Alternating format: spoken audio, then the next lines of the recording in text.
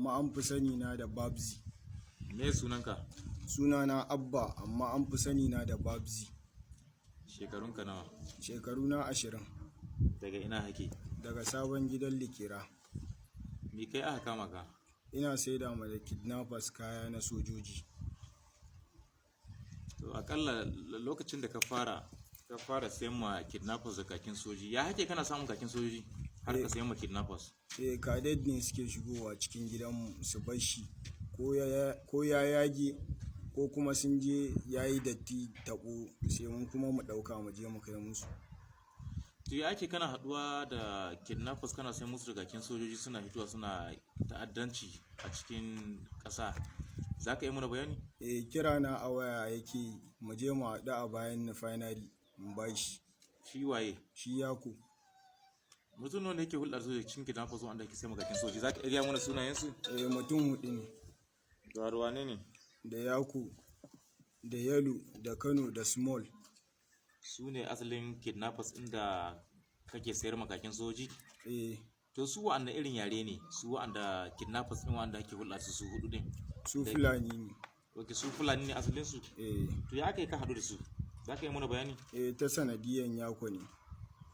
Kamar yaya? Shi yana nan garinmu ne. Rigansu yana nan bayanmu. Rugarsu yana bayan ku? To yanzu tun da dubu ta cika, Allah ya ba hukuma ma'aikata sa'a soji sun kama ka a yau. Wani irin bayani za ka yi muna wanda zai zama kama wa'azi ga sauran wa'anda asirinsu bai tonu ba?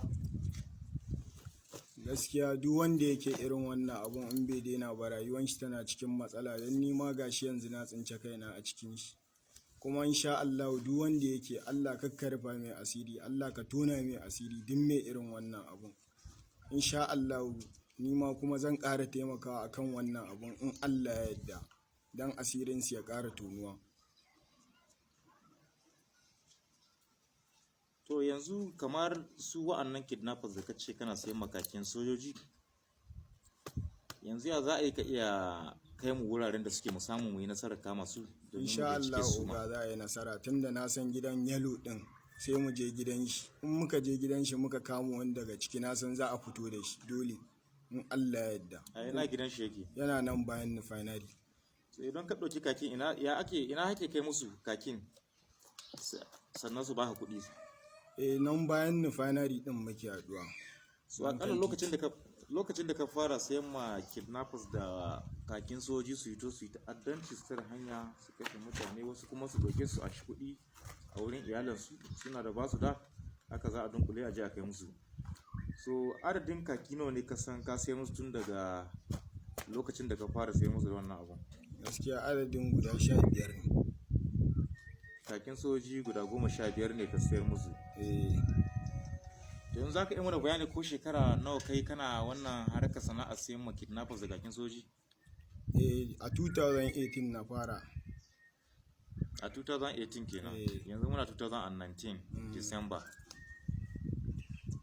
So yanzu kai wani irin ladama ne ka yi tunda yanzu Allah ya riga ya ba soji nasara sun kama ka shiga hannu yau asiri ya tonu?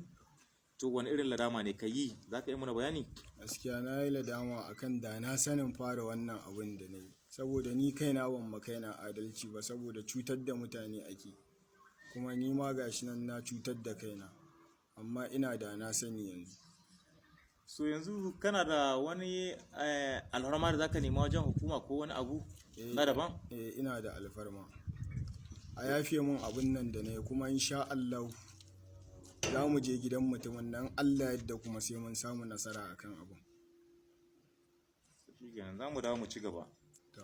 Mun gode.